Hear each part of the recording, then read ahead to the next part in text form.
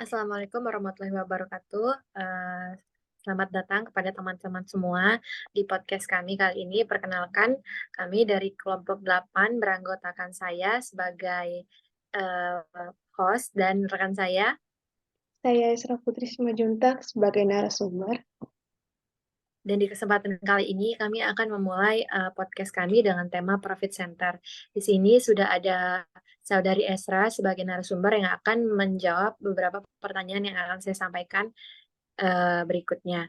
Oke, untuk Saudari Esra, untuk pertanyaan mengenai profit center yang pertama akan saya tanyakan yaitu bisa dijelaskan kepada Saudari Esra apa pengertian dari profit center itu sendiri? Baiklah, terima kasih kepada Mbak Ayu. Di sini saya akan menjelaskan apa itu profit center. Profit center adalah departemen yang memiliki tanggung jawab menghasilkan profit atau laba secara langsung. Umumnya, profit center digunakan oleh perusahaan yang memiliki banyak bisnis yang terpisah seperti Unilever dan Paragon. Mereka akan membuat pengeluaran seminimal mungkin, tetapi juga dapat menghasilkan laba maksimal. Profit center akan membantu perusahaan dalam budgeting, menghasilkan laba, meningkatkan return on investment, dan mengumpulkan data untuk membuat keputusan. Uh, Mungkin itu yang bisa saya sampaikan, Mbak Ayu, untuk penjelasan dari profit center. Oke, terima kasih kepada Saudari Esra. Jadi sudah seperti yang sudah dijelaskan sebelumnya, profit center merupakan departemen yang memiliki tanggung jawab untuk menghasilkan profit ya Saudara Esra. Iya, Mbak Ayu. Selanjutnya, di sini saya akan bertanya kembali mengenai penjelasan dari jenis-jenis profit center. Mungkin ada beberapa jenis dari profit center itu sendiri. Kepada Saudari Esra bisa dijelaskan apa saja? Baiklah, uh, profit center memiliki jenis, ya ada dua jenis, yaitu yang pertama ada departemen dalam organisasi, di mana departemen dalam organisasi merupakan profit center dapat berupa departemen internal yang menghasilkan pendapatan, termasuk departemen penjualan. Yang kedua ada entitas independen. Profit center juga dapat menjadi bisnis terpisah dan berdiri sendiri yang mendatangkan pendapatan bagi organisasi seperti bengkel yang ada di toko sepeda. Mungkin itu yang bisa saya sampaikan Mbak Ayu untuk jenis-jenis profit center. Baiklah, terima kasih kepada Saudari Esra. Seperti yang sudah dijelaskan sebelumnya, teman-teman, jadi profit center itu memiliki dua jenis. Yang pertama itu ada departemen dalam organisasi dan entitas independen. Dan sudah dicontohkan tadi kepada Saudari Esra, yaitu mengenai bengkel yang ada di toko sepeda, ya Mbak Esra ya. Terima kasih penjelasannya. Semoga bisa dipengerti oleh teman-teman. Dan pertanyaan ketiga yang akan saya tanyakan selanjutnya yaitu, bisakah Mbak Esra menjelaskan uh, eva- evaluasi dari kinerja profit center itu sendiri apa saja? Uh, untuk evaluasi dari kinerja profit center itu sendiri, uh, ada dua cara yang digunakan perusahaan dalam menghitung laba pada divisi ini, yaitu absorption costing dan variable costing. Perbedaan kedua cara penghitungan laba tersebut hanya pada cara pelakuan biaya tetap overhead pabrik. Penghitungan laba dengan menggunakan absorption costing, semua biaya produk, baik biaya variabel maupun biaya tetap dimasukkan dalam biaya produk. Sebaliknya, dalam penghitungan laba dengan menggunakan variable costing, hanya biaya produksi variabel yang dimasukkan ke dalam penghitungan biaya produksi. Uh, Sementara biaya overhead tetap dimasukkan sebagai biaya periode, termasuk ke dalam contoh biaya produksi. Variabel costing adalah biaya material langsung, biaya tenaga kerja langsung, dan biaya overhead variabel.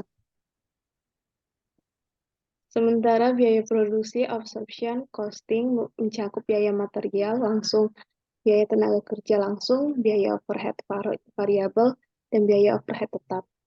Perbedaan dalam penggunaan costing untuk menghitung laba dipengaruhi oleh unit dan diproduksi yang terjual.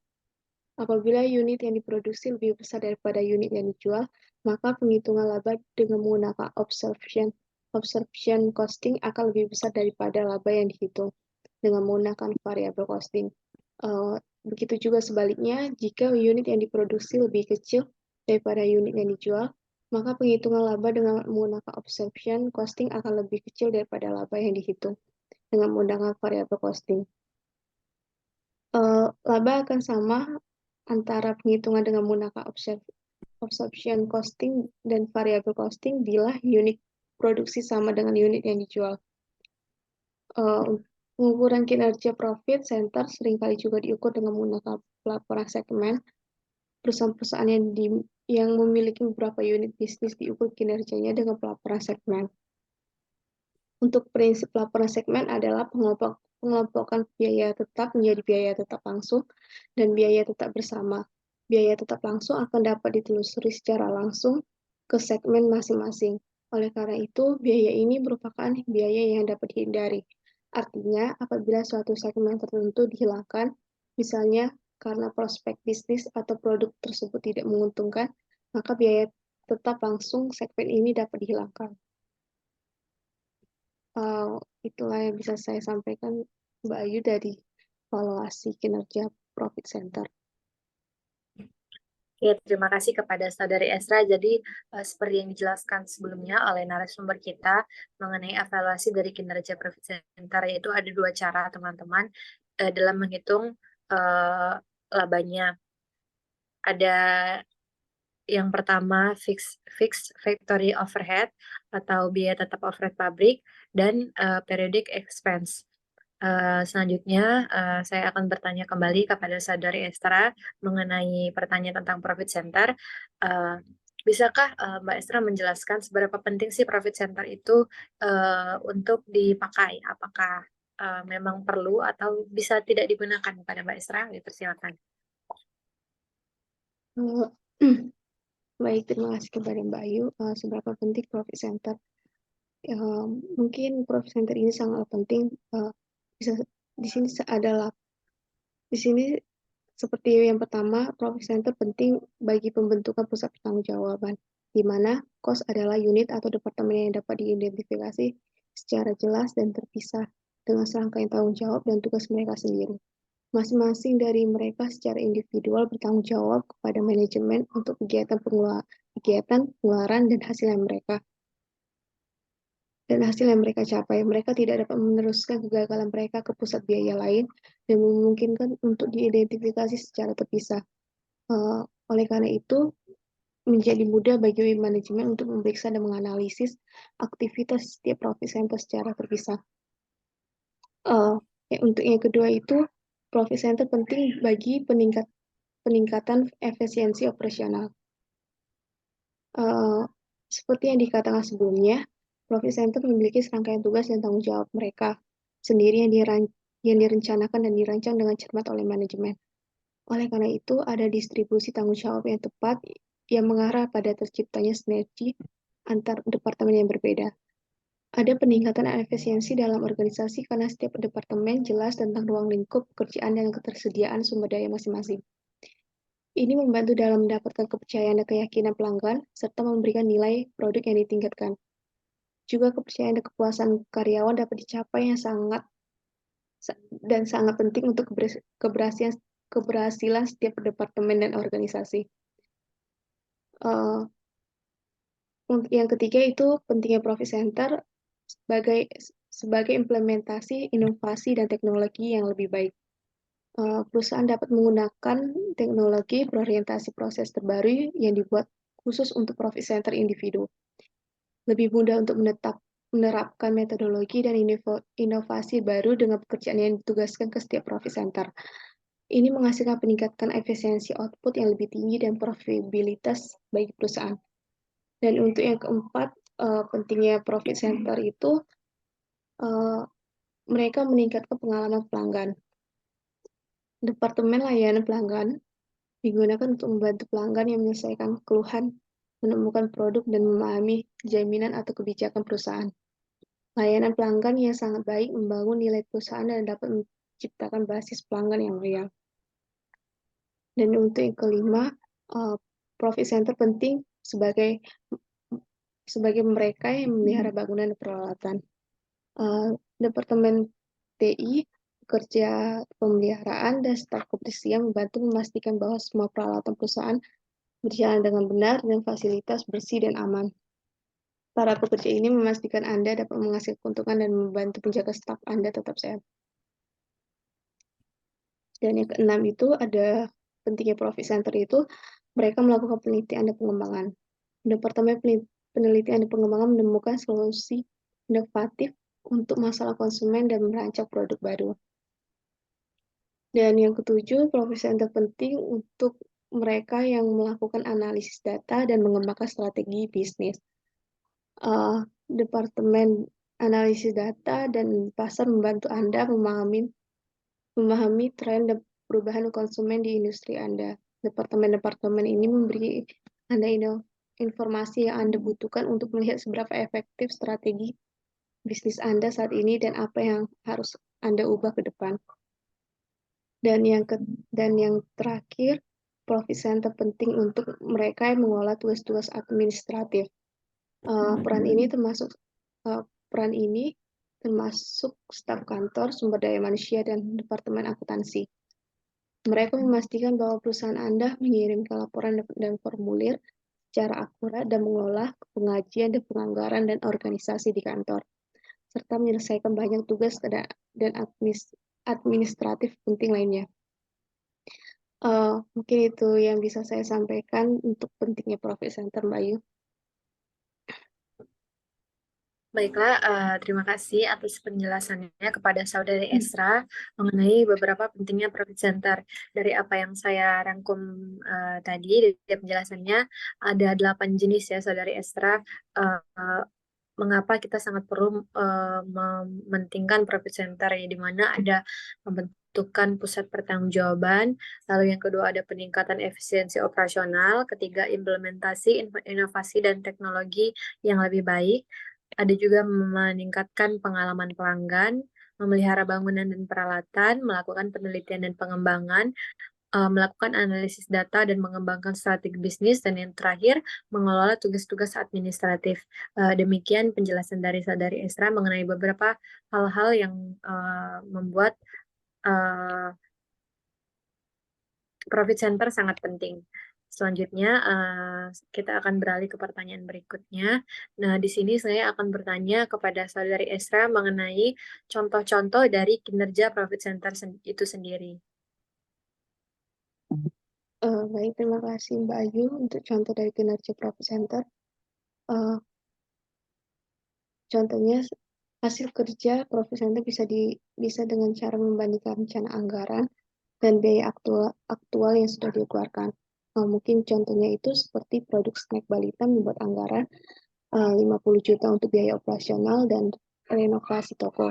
Kalau pengeluaran aktual kurang dari 50 juta, berarti toko berjalan dengan baik, tetapi kalau biayanya melebihi 50 juta, profitabilitas bisnis perlu dievaluasi. Dan contoh profit center yaitu toko souvenir di hotel, departemen khususnya di supermarket, lini produk tertentu di perusahaan manufaktur, kafe di rumah sakit, dan lain sebagainya. Profit center pusat pengeluaran jika tidak dikelola dengan baik, mereka dapat menjadi pengurus sumber daya organisasi yang terbatas.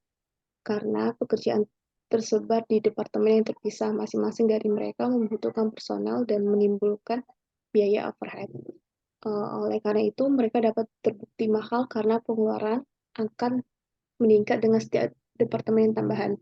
Di sisi lain, jika sebuah perusahaan memilih untuk bekerja tanpa profit center yang berbeda, maka akan membutuhkan tenaga kerja yang lebih sedikit. Juga biaya setup dan overhead akan turun jauh. Mungkin itu saja yang bisa saya sampaikan dari contoh kinerja profit center, Mbak Ayu. Oke, baiklah kepada Saudari Esra, terima kasih atas penjelasannya. Demikian teman-teman mengenai contoh dari kinerja profit center itu sendiri. Mungkin teman-teman bisa memahami dari penjelasan yang sudah diberikan oleh narasumber kita, Saudari Esra. Selanjutnya, di pertanyaan terakhir, saya akan bertanya, apakah apakah ada dampak negatif dari efisiensi dan produktivitas kepada Saudari Esra? Mungkin bisa dijelaskan. Profit center dampak negatif pada efisiensi dan produktivitas. Profit center individu tidak dengan sendirinya menghasilkan keuntungan, tapi menimbulkan biaya. Oleh karena itu, tidak mudah untuk menilai dan menentukan kontribusi mereka terhadap profitabilitas perusahaan secara keseluruhan. Dengan kata lain, pencapaian finansial tidak mencerminkan, sebaliknya itu tidak diperhatikan. Juga beberapa profit center mungkin mengeluarkan pengeluaran tinggi dan menjadi sasaran kritik dalam organisasi.